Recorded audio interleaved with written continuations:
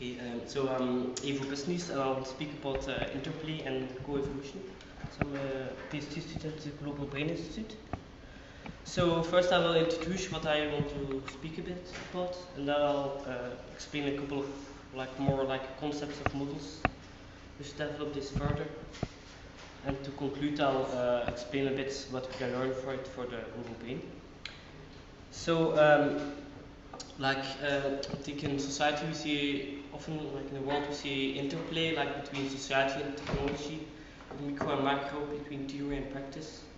There are agents who are part of the environment, but they also develop the environment. And so we have the classical evolution view, which is there's a fixed fitness landscape, and just the agents just try to adapt to the environment. While then you have the co-evolution view, which says that the agents also change the environment. So I like to use a metaphor for a swamp, where while moving along the environment, you change the environment. There are also often what we see is that these agents they form this immersion structure. It's this structure that they immerses, but then afterwards this structure starts to dictate the agents, so they are influenced by the structure, but they don't have influence in return.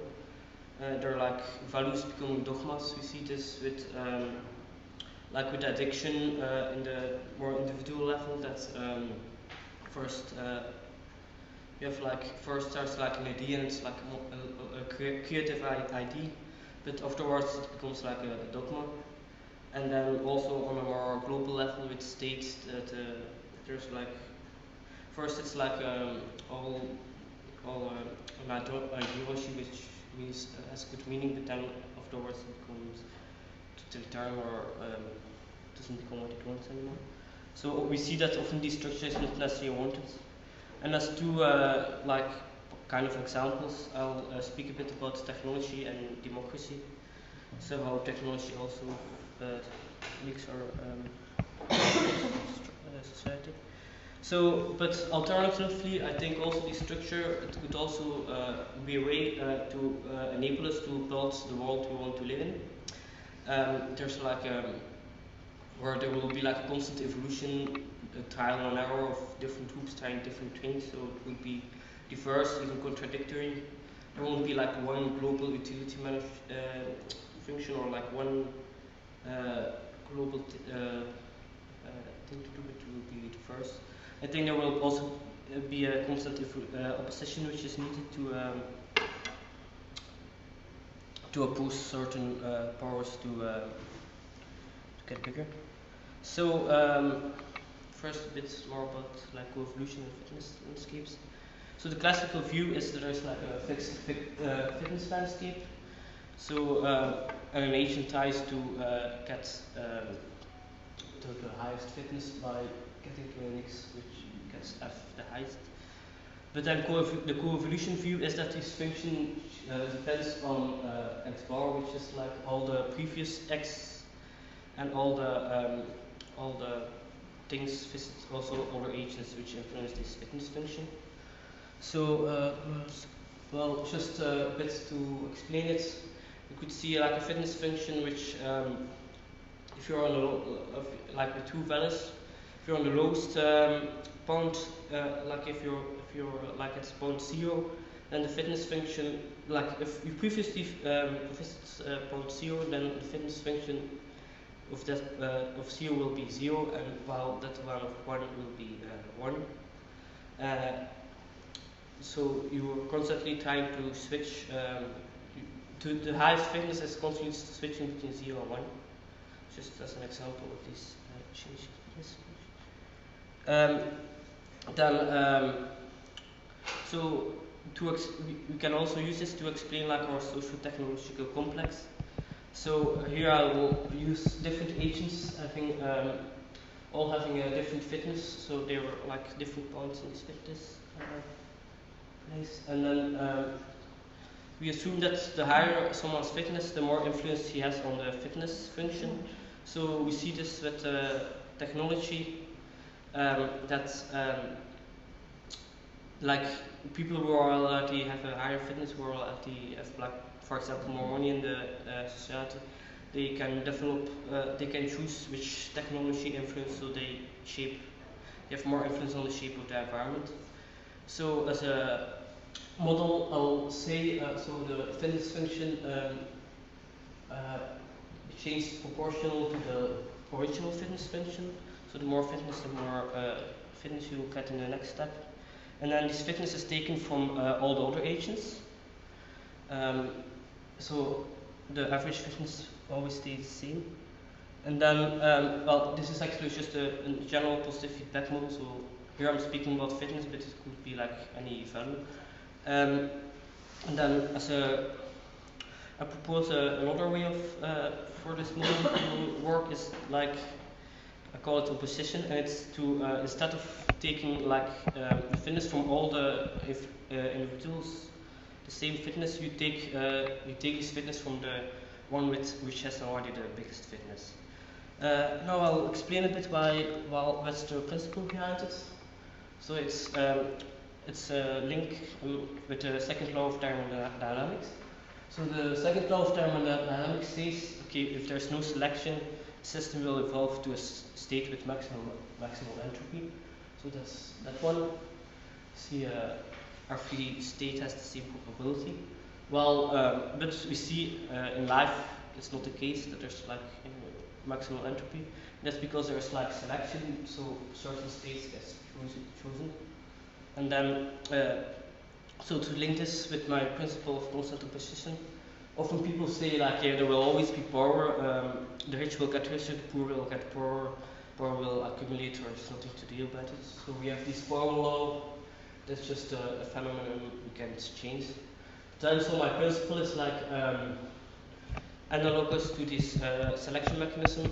If there would be like a mechanism that there's like a constant opposition to those with the most power, then that will like more flatten out. So that's a bit of theory behind this model. So I simulated it a bit. So so I did these two models. So either take the fitness from all the agents, or take the fitness from the highest one of the highest fitness, and then like I did it with 1,000 agents and 100 time steps, and yeah, and also made sure the fitness didn't went below 0. So if it couldn't take it from the one with the highest fitness, it took the second highest one. So we see in the classical view we have this huge power law. So most agents have like a fitness on 0, and then there's like only 2 agents which have like a huge fitness, 300 or 700. And so the median is like around almost 0. While with resistance, we see it's not as simple as this flat distribution, but we see that it's only between 0 and 6, and the median is 0.8. And we actually see that there's like a constant evolution. So we have this power law that sometimes get created, and then so I have a little movie buzz mounted. So this is how it goes for these 100 steps. So we have constantly there's like this power law, and one is too much, and then there are a lot of agents who get like more fitness again, and then it's eaten until it's like breaks. So there's actually a constant evolution. So it's not like a fixed state.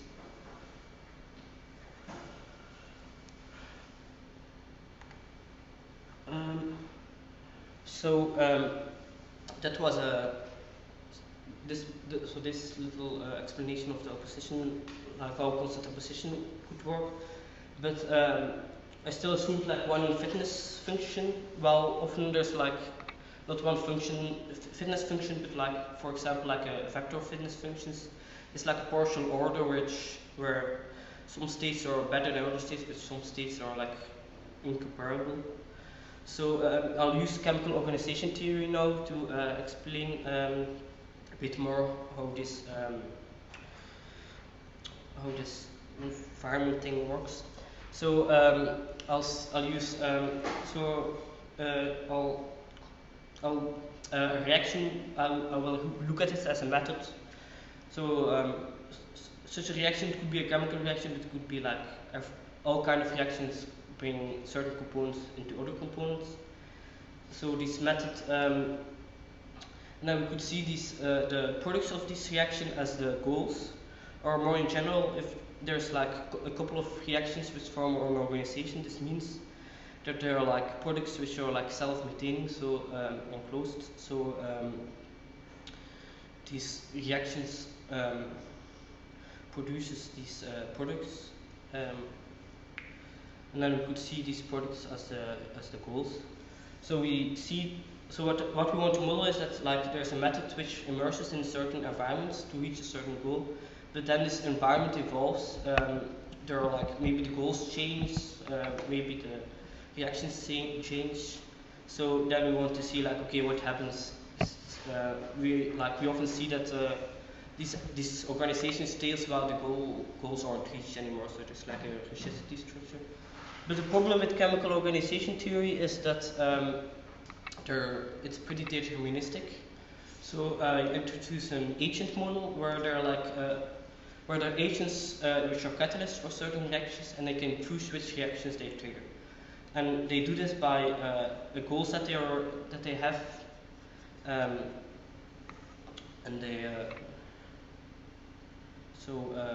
they choose reaction by trial and error, and then see whether they can reach their goals as. And then hopefully there will be like some kind of organization that emerges that reaches all the goals of the agents.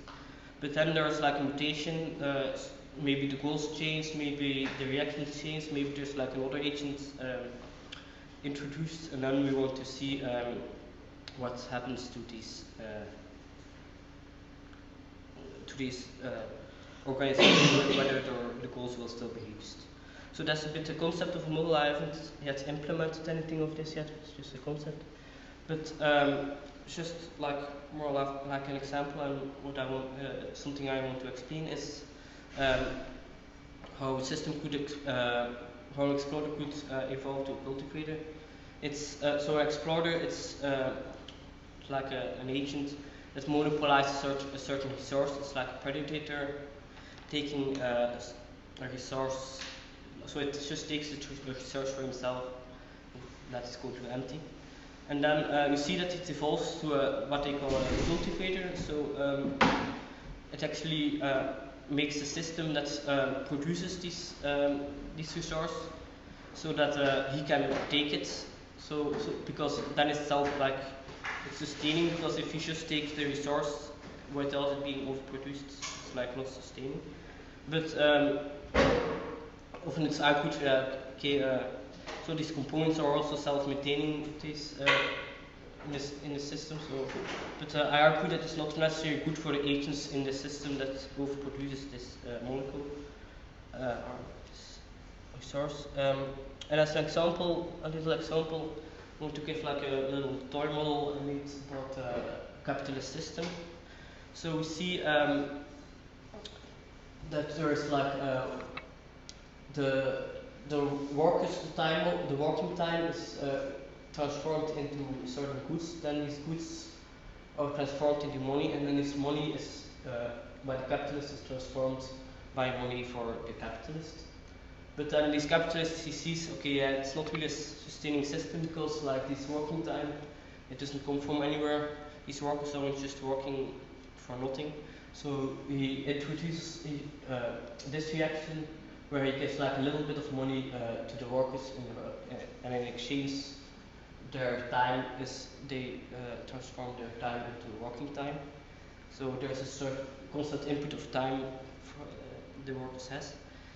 So we see, okay, this is a sustaining system, but it's actually not really like good for these workers, because they only get like a little bit of money, and probably it will be like a constant struggle for having like more money, and it will be like some like this labor play going on, but like the capitalists get way more out of it than the workers, so it's not really like the most sustainable system for this worker, while it's like a self-maintaining system. Okay, now a little. Now I'll talk a bit about power in cybernetics. So now I'll see power as the ability to act. So the idea is, question is how much result you could get from a different action. So given a certain, so you have this cybernetic system. It's a coupled cybernetic system of. So you could see it as agent and environment, but actually you see that there's like a symmetry. So you could also just see it as two coupled agents. And then we want to see, okay, why is there two coupled, the one agent and one environment? That's how I get to the system. So the idea is, given a certain difference in action, what's the difference in result? So the result as in how much difference is in there in reaching the goal set. So this delta is like the difference from the goal set. That's a definition of power, and then we could see how that's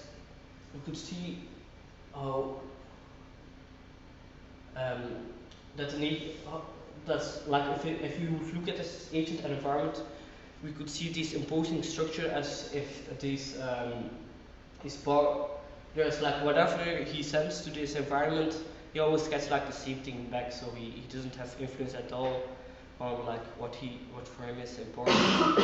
So if you like powerless, whatever he does, the environment remains the same, like he always gets the same thing back. A bit on so to explain how in this model we can see the difference between like power and influence. An example of a model where like there are like so there's two agents, and the one wants to control this A and the other one wants to control this B. So in the first consider like, okay, this agent A, he has something like, okay, I don't give a shit about this B, so I always send the same constant back. And this agent A2 also has the same for this agent this A, sends always the same constant. So then we see there's like none of the agents has power because they can't reach their goals because it's always the same constants whatever they do. But they have influence, but because they have like complete influence on the state of the other agents. While the extreme other case is that they both don't give a shit about these components, so they say, okay, I just leave it as this, I don't change it. So then they both have complete power because they can like completely control these components and change it. But they don't have any influence on the agent. Actually, we could just decouple it as like the classical cybernetic system to two classical cybernetic systems, the one controlling A, the one controlling B. Yeah, just skip that. Just to say that we can more see this as a vector of that there's like a not one state but like a vector of states, and these variables also depend on each other. They influence each other, and there are like also several preferred states, not like one state that they want to reach. So it's like so sometimes it could be like competing, these two agent or environment or whatever, they could be competing, while otherwise they could be like mutual like having the same goals. Maybe just because another variable which actually they don't really care about get changed. Okay, now I want to speak a bit about democracy.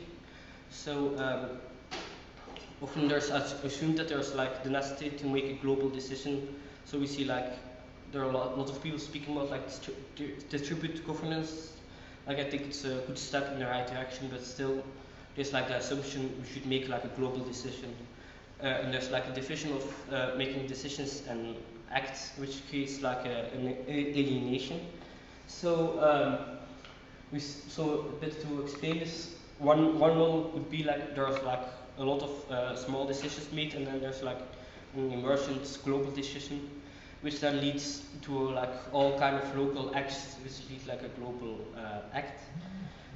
While another view could be like we have like all these small decisions leading to small acts, which then leads to an emergent behavior. Explanation a bit to like an example to explain this this process a bit is the case of neighborhoods, like how neighborhoods could be formed. It could be we have that. So one case would be okay. We get our neighborhood together and we want to like decide how we want to form like how we want to give form about our streets and so on. So we go all together. We make like a big plan, which we decide all together, and then afterwards we act on this plan. We all do these little acts for this plan. But often this could feel like a bit alienated, a bit boring, like because like while we are acting, we see okay, actually it would be cool to actually do that. While being in this meeting room discussing about it, we are not really thinking about it because like there's this division of decision and acting. While another way of doing it would be like that there's someone who decides okay, yeah, that would be cool to change, I'll do that, and then someone else sees this and sees okay, it could be a little bit improved, I could do that. So there's like a more stick-merging thing, which builds on each other and which is more like. Another example is peer review, where now often we see that there's like a researcher doing like he sets up an experiment. First he does all this setup, then he gets all these people together or whatever experiment it is, and then afterwards writes it into paper, and then only after all this process it gets reviewed, and then maybe they see okay, maybe something in the setup wasn't really good, so because of this division. One other way of approaching it would be like more a continuous process, where at every step you would get like feedback.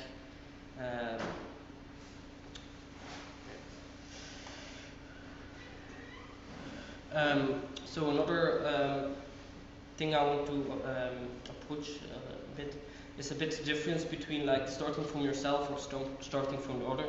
So one way of looking at the world is and to make like what I said, like that we want to make this world a place where we all want to live in, make a world where we can live in. So one approach is you look at the world and you see okay, there's like these road going to bad things, this road going to good things, and I see okay, this road going to good things is a bit blocked. Well, I want to go at these good things. I don't like it, so I'll break this wall, and I'll make it easier for me and also for others. So to go to these good things. Well, another way is more to start from the other. So you look around and you see all these people going to bad things, or what you consider bad things, and like you don't like it because you think it's not really good for them. So what you do is okay, you make another wall so that it's less easy for them to go to these bad things. So actually we're like creating even more walls, because you have something like okay, that's only a little wall, you can just climb over it.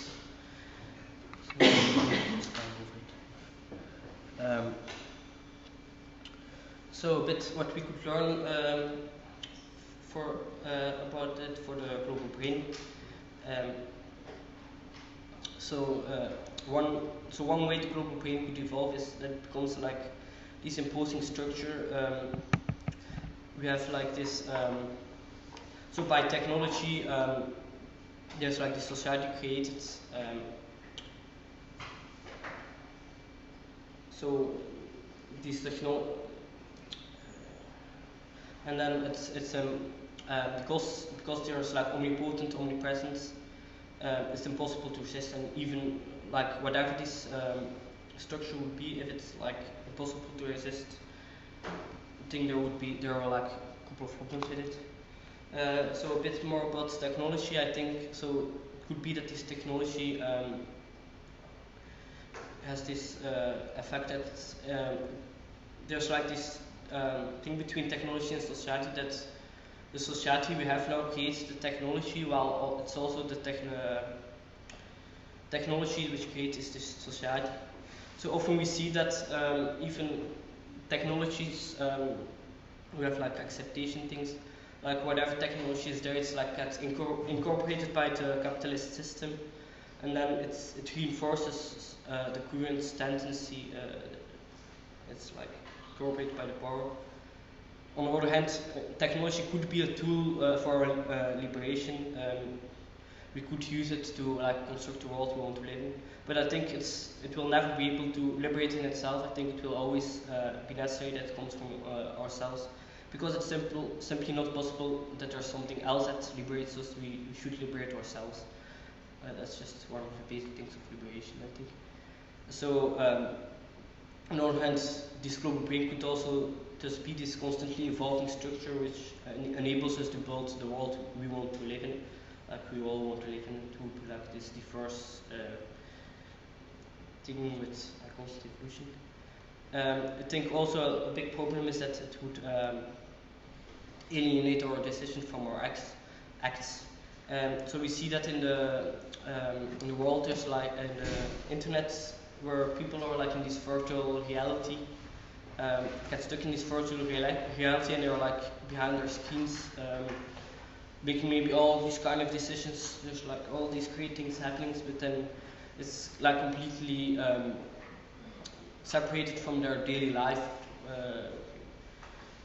where they're acting. While on the other hand, the internet could also enable us to like get more information, know more about our, be more informed about to act, and like give more possibilities to act, and there will be like more of these nice little direct play.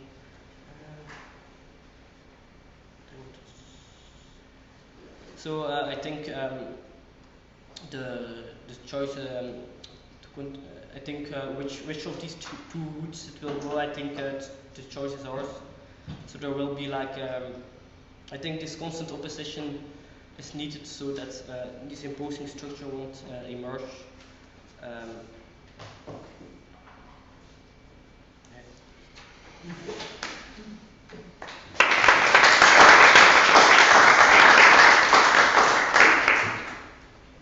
Questions?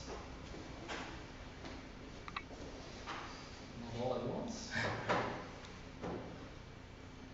Come on. I'll have a. There you go. More of a. Yeah, it's more of a comment that I definitely agree, and I like that you emphasize that the technology doesn't liberate us; we have to liberate ourselves, and I just appreciate or agree that a more humanistic view of these things is a good way, a perspective of seeing it. Something that sounded very interesting but I didn't quite get was how are the goals defined in the criminal organization? The goals are like this thing. So we could see the goals as the products of a reaction, in the simple sense. So you have like just the goal is the goal of the reaction. Like yeah. Goal of reactions. So yeah, you could see for a reaction, you could see the goal as the product of reaction, but then we see that it isn't really self-maintaining or something. Like if we have just one reaction, so we could see the goal of an organization as the products, like the molecules containing these organizations, because this organization produces these components, these molecules. You could see it as a goals because it wants to it wants to sustain these Organizations / products of reactions. So it's not a division. So if you just look at one reaction, you could see it as the product of reaction. If you look more like in a self-maintaining way, you could see it as all the maintenance of the organization. Yeah.